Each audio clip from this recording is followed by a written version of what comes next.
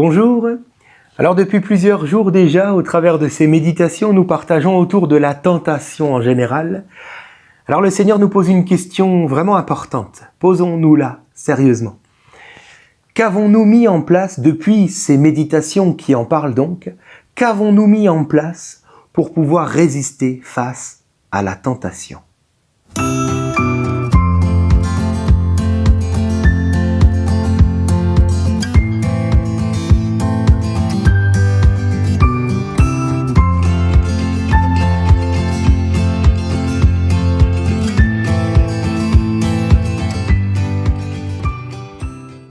Voilà, bonjour, c'est vraiment un plaisir pour moi de vous retrouver encore aujourd'hui. Vous avez choisi la bonne part en vous connectant non seulement à cette vidéo, mais surtout au ciel au travers du Seigneur Jésus-Christ, de sa parole.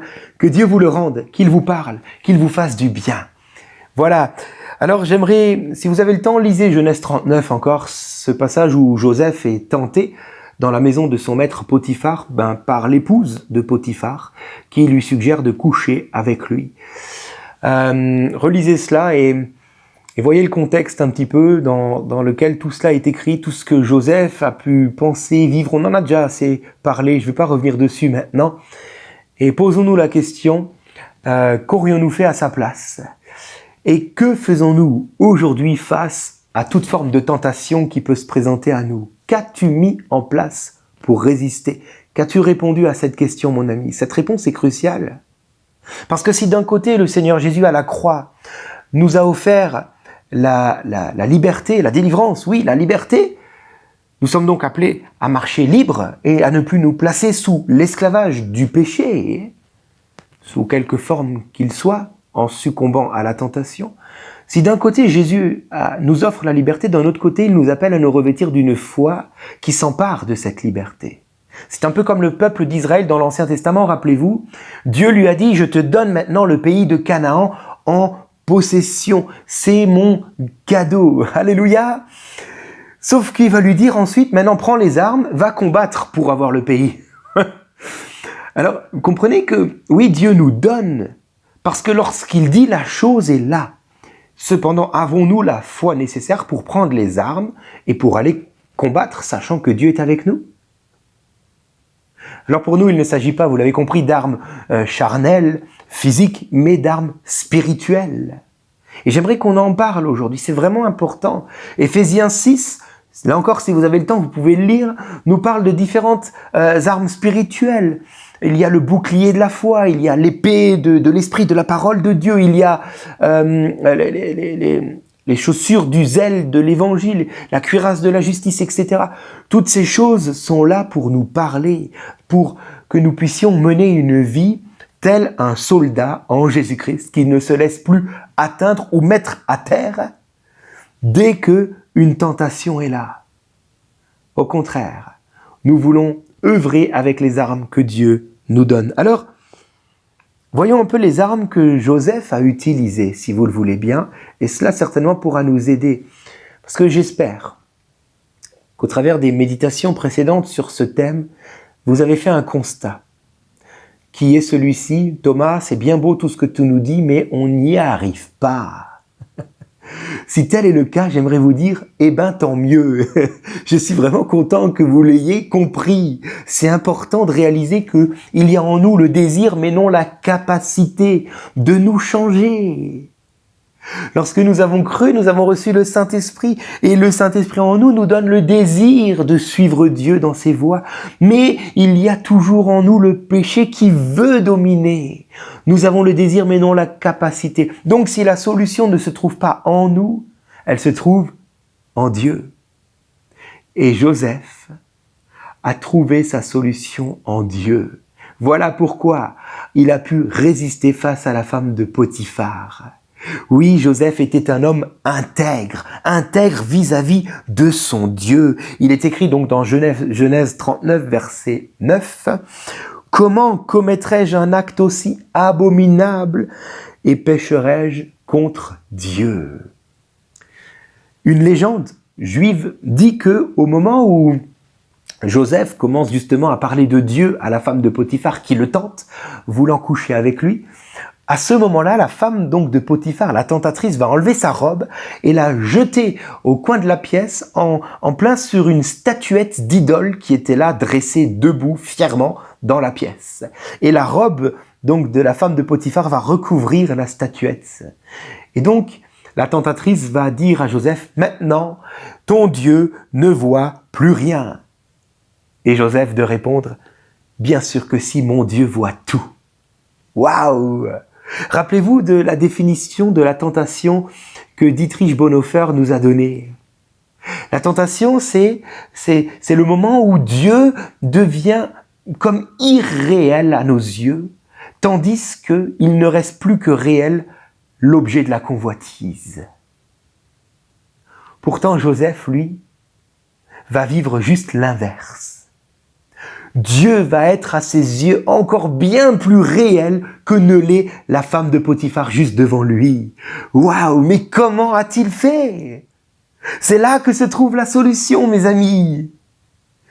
Eh bien, la réponse nous est donnée par la bouche même de Jésus dans Matthieu 26, verset 41. Il dira à ses disciples, « Veillez et priez afin que vous n'entriez point en tentation. » Il nous faut donc veiller et prier. Cela nous parle donc de notre intimité avec Dieu. Des temps que nous passons chaque jour à ses pieds, des temps où nous disons « Sois mon maître et moi je veux être ton disciple. Enseigne-moi, parle-moi, remplis-moi de ta présence, de ton amour. » Donc cela nous parle des temps de prière, des temps de méditation de la parole de Dieu. Et si tu choisissais de mener ton combat face à la tentation, non plus en luttant contre la tentation, mais en prenant du temps avec ton Dieu. La Bible nous dit qu'il nous faut premièrement nous soumettre à Dieu, puis résister au diable, et il fuira loin de nous. Il faut donc premièrement d'abord nous soumettre à Dieu, prendre du temps avec lui, car lui, en nous, nous donne alors la force pour pouvoir aller de l'avant et trouver cette liberté qu'il nous a acquise à la croix. Mais ne nous trompons plus de combat. Nous n'avons plus à lutter contre le péché. Mais nous avons à venir à Dieu. Jésus est mort pour cela. Non pas pour que nous ne péchions plus, mais pour que nous puissions revenir à notre Dieu tous les jours. Alléluia! Alors viens à ton Dieu, car il ne te condamne pas. Le sang de Jésus te justifie. Tu peux venir à ton Dieu tel un enfant de Dieu, car ton Père dans le ciel t'aime. Et c'est sa présence au quotidien qui va te changer de l'intérieur, qui te donnera ensuite cette étreinte pour lui, qui va faire pâlir toute autre forme d'étreinte pour différentes sortes de tentations que tu avais jusqu'alors. Ne passe pas à côté de ces moments bénis avec ton Dieu. Alléluia. Encore une pensée que le Seigneur me donne, ne crois pas que c'est impossible pour toi de résister. Lorsque tu viens à ton Dieu, il te donne alors la force. À chaque jour suffit sa peine. Il te donnera la force pour la journée. Et puis, pour l'autre journée, ce sera quand tu viendras à Dieu de nouveau. Mais il est écrit que Dieu ne permettra jamais. Il est écrit jamais que l'épreuve, la tentation dépasse tes forces. Autrement dit, tu peux résister si tu viens à ton Dieu tous les jours. Alors Dieu te donne la capacité. Alléluia.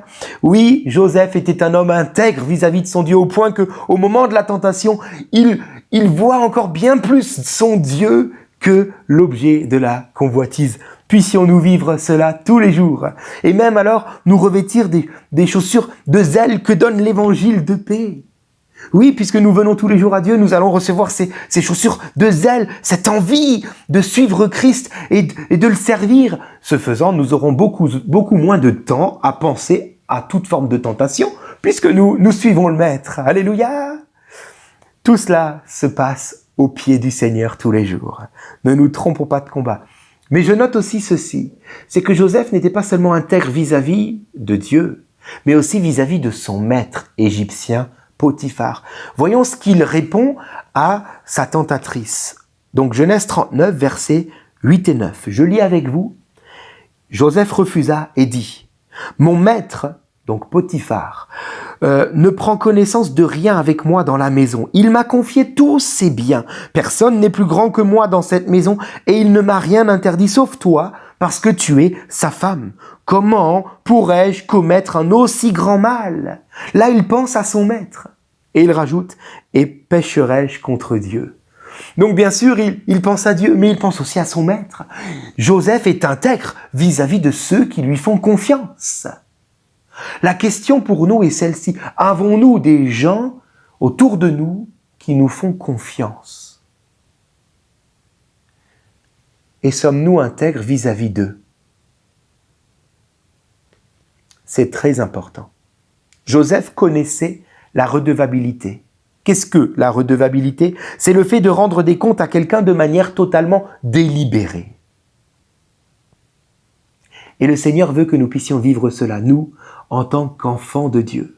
Avec qui? Avec les autres enfants de Dieu, avec l'Église dans laquelle Dieu nous a placés. Il nous faut donc trouver des personnes de confiance dans l'Église, qui connaissent ce qu'est notre combat, ce qu'est la tentation en général, car ils ont aussi le Saint-Esprit. Des personnes de confiance qui ne vont pas nous juger, mais qui au contraire vont prier pour nous, vont prendre de nos nouvelles, peut-être même tous les jours s'il le faut.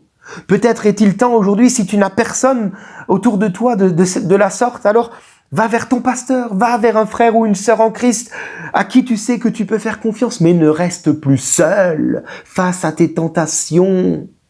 Deviens redevable.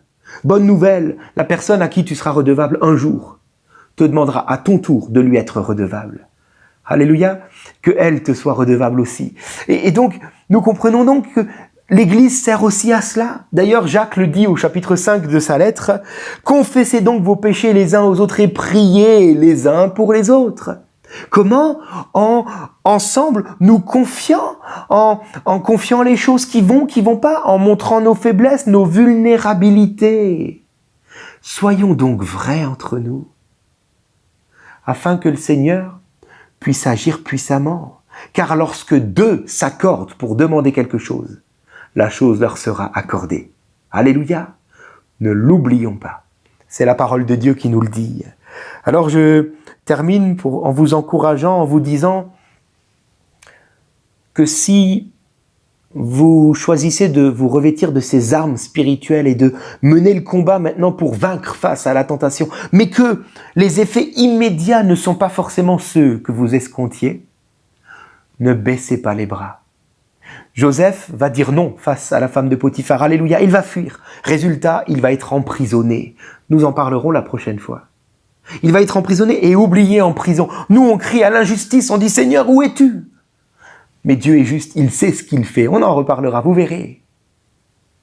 De la même manière, si tu résistes en te soumettant premièrement à ton Dieu tous les jours et qu'il te donne de pouvoir mener ce combat-là maintenant, et si tu as l'impression que t'as mal fait malgré tout, que ça va pas comme tu veux, que ça va pas aussi vite que tu voudrais, ne baisse pas les bras, car Dieu est celui qui va bientôt te promouvoir. Alléluia! C'est pas moi qui le dis, c'est la parole de Dieu encore une fois que je vais vous lire. Je termine avec ce verset, il est écrit dans Jacques, chapitre 1er, verset 12. Heureux l'homme qui tient bon face à la tentation, car, après avoir fait ses preuves, il recevra la couronne de la vie que le Seigneur a promise à ceux qui l'aimaient. Alors persévère, même s'il t'arrive de retomber, relève-toi, ton Dieu ne te condamne pas, le sang de Christ te justifie. Tu demandes pardon, tu te relèves et tu choisis de revenir à ton Dieu tous les jours, de trouver une personne à qui être redevable. Mène ce combat maintenant. La victoire est devant toi. Car ton Dieu a vaincu pour toi, il y a 2000 ans, à la croix de Golgotha. Seigneur, je prie pour chacun d'entre nous, que tu nous permettes maintenant de mettre les bons moyens, Seigneur, en place pour pouvoir trouver enfin la victoire face à la tentation. Merci pour ces armes spirituelles. Nous voulons, Seigneur, les utiliser maintenant, Seigneur. Je prie que tu nous montres à qui devenir, Seigneur, redevable autour de nous et que nous ne rougissions pas, car nous n'oublions pas que eux aussi, les autres, ont eu besoin un jour et auront peut-être encore besoin demain d'autres personnes aussi à qui se confier. Alors oui, nous voulons, Seigneur, ensemble nous unir dans ce combat-là, Seigneur, et ne surtout pas t'oublier. Je prie que tu nous donnes premièrement une intimité avec toi. Je prie que nos cultes personnels transpirent encore plus de la présence de Dieu, que ta parole nous parle encore davantage jour après jour, et qu'ainsi faisant, Seigneur, tu nous permettes, Seigneur, d'être toujours plus proches proche de toi et qu'ainsi, toi en nous, tu nous donnes la victoire sur tout ce qui brûlait en nous et qui était à tes yeux comme un feu étranger. Seigneur, c'est toi qui viens éteindre ce feu. Nous ne pouvons pas, même si nous le voulons. Je prie donc que tu le fasses et que tous les feux qui brûlent de manière trop intense, je pense par exemple à ceux qui ont des addictions, au nom de Jésus-Christ, que ces feux s'éteignent, car nous sommes enfants de Dieu, que les verrous sautent et que là où nous étions prisonniers, nous soyons libres, au nom de Jésus-Christ. En ce qui concerne notre propre responsabilité, Seigneur, maintenant tu nous as montré ce que tu attends de nous. Permets-nous de faire les bons choix. Amen. Que Dieu vous bénisse et à très bientôt.